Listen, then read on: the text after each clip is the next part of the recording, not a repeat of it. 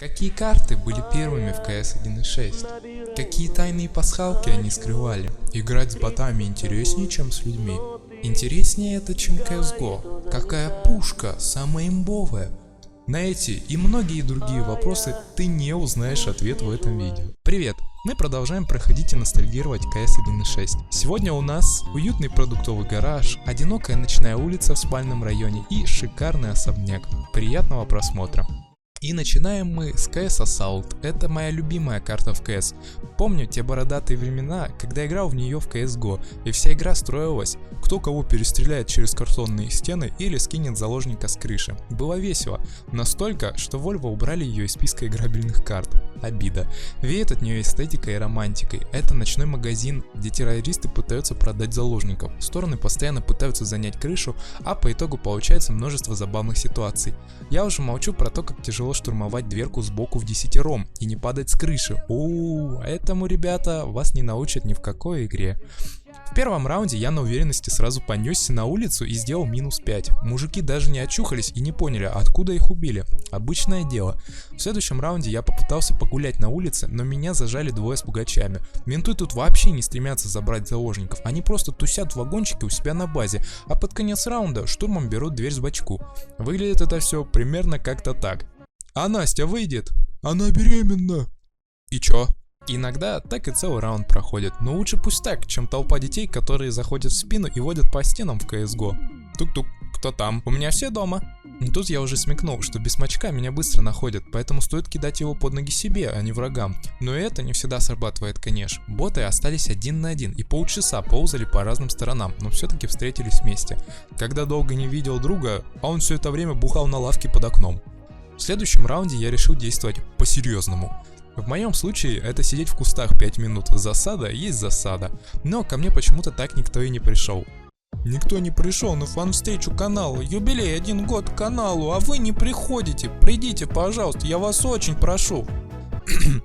А не пришли они, потому что опять застряли у ларька. Мне, пожалуйста, семечки со вкусом пива. Темного, светлого, желтого. Тут я уже решил прогуляться на сон грядущий. Естественно, кинул флешку себе в лицо. Не обращайте внимания, я всегда так играю. Куда все ребята, интересно, делись? У меня тихий час, а они где шастают? Один попивал чаек на базе. Интересно, а где его товарищи? Кидаю петарду. Хороший бомбастер. Двое сразу отлетели.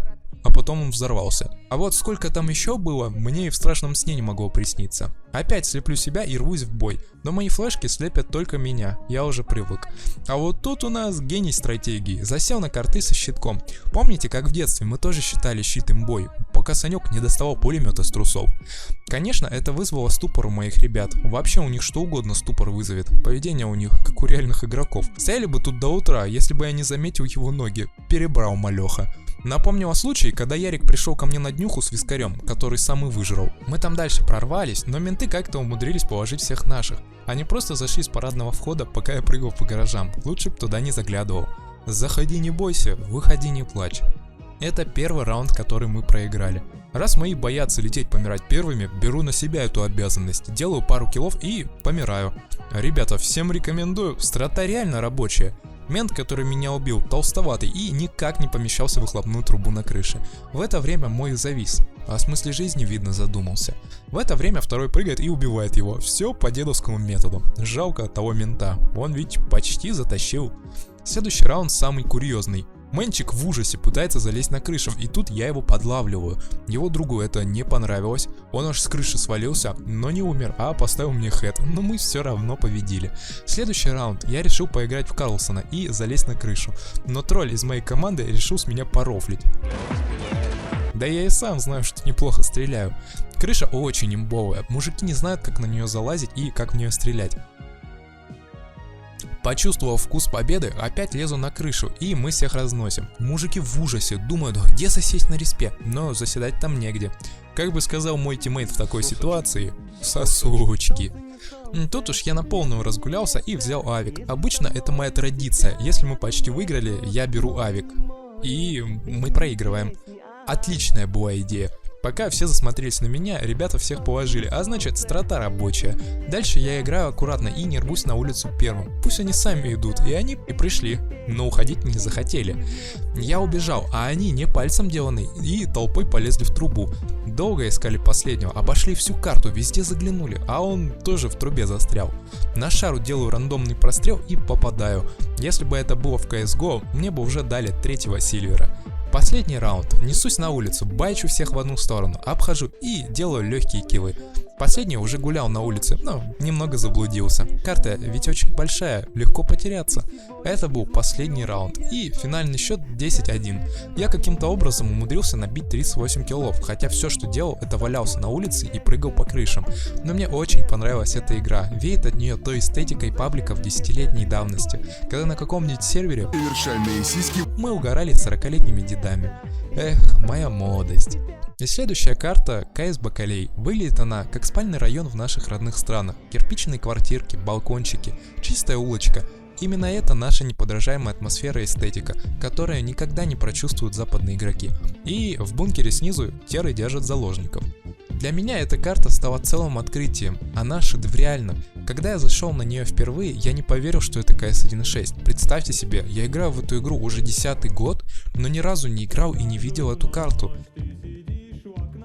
Первый раунд. Нам нужно как-то утащить заложников, а попасть к ним можно только 2 способами. Карта очень вариативная. Весь раунд я так и проискал, где собственно вход к терам. Карта очень вариативная. Но все-таки под конец я нашел его. Оказывается, он был в подъезде. То чувство, когда в твой тайный бункер можно попасть с подъезда. Алкаши поймут. Тут я даю пару хайлайтов и мы выигрываем. Тут я отошел за чайком, думал, ща приду, а мы и сделали за меня всю грязную работу. Да хрен там, они просто поумирали. Поэтому одному с пистолетом пришлось все выбивать самому. Так и не найдя никого, мы выигрываем раунд. Заложники все это время шатались в падике и прыгали по перьям. Вот вроде и старики, а ведут себя как дети. На 3-й раз я уже решил не искать тайный вход, а пойти вместе с остальными и через дырку вентиляции попал внутрь. Только чуть-чуть патронов не хватило. Не понимаю, почему в М-ке 30 патронов, а не 100. Мой что-то замешкался и не смог снять заложника с лестницы. Тут-то его и подловили. Андрюха решил прокрасться на картах и взять дело в свои руки. Неплохо так взял. Вся надежда наколена, но перила оказались скользкими и он упал. Все, можно выключать. Это был первый раунд, который мы проиграли. Тут я уже решил взять заложника и им прикрыться, но толку от этого не было. Стоит как ни в чем не бывало, а кто будет меня спасать? Тут кошмар уже начался, какое-то столпотворение. То чувство, когда в твое село привезли хайповый шмот от славы ВГТРК. Спустя пару перестрелок мы выиграли. Посмотрите, сколько тут человек валяется. Сельская дискотека удалась. Опять по памяти я прибежал к закрытой двери, без комментариев. В падике никого нет, значит все празднуют в парадной. Мои там что-то кряхтят, потеют, пукают, а я просто кидаю петарду и мы выигрываем. Зачем так все усложнять? Следующий раунд. Опять обнаружил чаепитие в падике. Надымил там, и все оттуда сбежали, чего я не ожидал. Благо мой за нас отомстил и затащил 1 в 3. Опять захожу с падика, в этот раз весьма удачно, все отвернулись и смотрели в другую сторону.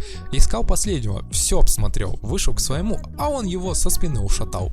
Оказывается, все это время он тоже стоял за нами. Следующий раунд. Беру несколько заложников, и они придают мне уверенности. Спокойно всем навешиваю, почти всем.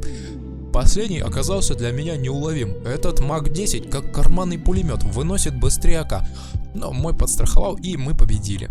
Дальше я уже озверел и на уверенности всех раскидываю. Легчайший -6.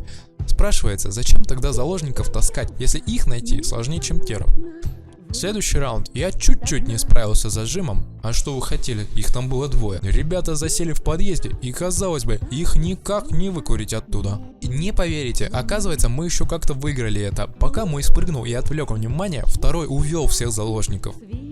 Да эти боты тактичнее человечнее людей, хоть сейчас отправляй их за меня ролики делать. Я аж так ошалел от неожиданной победы, что полетел в вентиляцию, думал, сейчас прыгну, всем навешаю, но их оказалось на пару десятков больше, чем я ожидал. Мои в это время заблудились и повели заложников обратно к терам. Им чуть-чуть не хватило до победы. Вот если бы эти заложники не стояли как вкопанные, а помогали, цены бы им не было. Засмотрелись немного друг на друга, с кем не бывает. Последний раунд, опять понеслись к ним вместе с заложником. Дали неплохие киллы, но меня положили. Но в результате разборок теры застряли в узком проходе, и мы выиграли. Финальный счет 10-2. Я сделал 33 фрага, хотя всю игру кошмарил подъезд и искал те самые запасные входы к заложникам, которых нет. Непередаваемое ощущение от карты. Чувство, как будто не играл в КС, а отдыхал в своем родном районе. Все знают и любят Mansion, а знали ли вы, что ее первым прототипом была CS Estate, а Mansion уже впоследствии ее улучшила и сделала пару доработок. Это карта с одиноким особнячком, где засели теры, держащие заложников. Лично мне она нравится намного больше Mansion. Здешний домик больше похож на жилой домик, а не на дом с привидениями, как в Mansion. Начинается первый раунд, бегу с мужиками в главную дверь, тут у входа сидели 4, да хоть 10, я ничего не боюсь. Ну кроме этого. Вполне неплохо получилось, я думаю. Летим на улице с братюнями, парочка решила прогуляться по парку перед сном, а мы и не против. В доме вроде все чисто, кроме папы никого нет, туалет был чист. А значит, где засели теры, совсем непонятно. Папа пока перетрухнул, решил в туалете отсидеться. Теперь вы знаете, как я брал беркута в контре. Я их тут ищу по всей карте, а они курят на балконе, да еще и без меня. Так никого и не найдя, мы победили. Тут, короче, чувачок дверь караулит, никого не впускает. Мало ли, дверь убежит. А еще 4 были в хате. На улице опять шумиха, как будто опять папа купил магнитофон и не знает, как его включать. Я пока встал, задумался о смысле жизни, и мои победили. Ничего нормально делать не дают. Тут папа 2 охраняет. Они, как и подобает настоящим мужикам, стоят ко мне спинами. Вывожу их через канализацию, тут надо очень аккуратно. Не туда свернул и уже попал на даст. Мы выигрываем. У ребят там перекур на балконе, опять последнюю самокрутку на 3 делят. Смотрю, Талину уже вкатило. Но мои опять не вовремя, и мы победили. Ничего спокойно делать не дают. Там ребята опять вышли свежим воздухом подышать. На балконе не дают, они присели к окну, а там то же самое. А может это и хорошо, сами знаете, у нас такой воздух, после которого надо легкие прочищать. Выводим папу и победили. Опять я залетел, думал, ща папу в окно выкину, а тут уже засада. Ну и кто после этого скажет, что бозы тупые? Мой щитовик не спас положение. Наверное, опять резиновый щит с Алика заказал. Мои что-то в замешательстве с этого. Вы что, суки, себе позволяете? Хитрый поц пытается зайти в спину, а его там ждут. На улице опять веселуха. Пока я думал, как через окно в туалете вывести папу, меня сняли с туалета. Последний смотрит выключенный телек. Мой, так скажем, не оправдал моего доверия и зашел в туалет без стука. Так они и сидели там минут 5. Мои решили пару раз всю карту обойти, мало ли, туалет ведет к секретному выходу. Они бы еще на метро поехали. Главное, это эффектное появление, поэтому они втроем залезли в окно, а уж потом заглянули на огонек. Один зашел, а наши обои разглядывают. Жертвы пенсионной реформы. Мои так испугались, что решили опять зайти с другого входа. И кто бы мог подумать, это помогло. Главное это непредсказуемость. Папе-то за что? Задницу отстрелили, чем теперь сваи заколачивать? Ну и наконец последний раунд. Легкий перекур на балконе, пока пожарники не приехали, конечно. Ну вот, такая плазма стоит, а деньги на нормальный вход нету. Вся суть нашей широкой русской души. Наши нашли последнего, и мы победили. Финальный счет 10-0. Я набил 34 килла, и если честно, это было офигенно. Такое чувство, как будто вернулся опять в детство, на 10 лет назад, когда запускал контру впервые и офигевал с ней. Ничего не изменилось, это и сейчас невероятно. Я испытал те же чувства, даже больше. На этих картах-то я никогда не играл, кроме Ассалта. Особенно советую играть под музыку, что сейчас играет, нереальное чувство ностальгии. Кстати, вся музыка с тайм-кодами в первом закрепленном комментарии под роликом. А что вы думаете об этих картах? Играли ли когда-нибудь на них? И какие эмоции испытывали? Или может быть у вас есть свои любимые? Напишите, пожалуйста, об этом в комментариях, мне очень интересно. Не забывайте смотреть первую часть по подсказке. А на этом все. Не забывайте про CS 1.6, ведь она самая лучшая. Всем пока.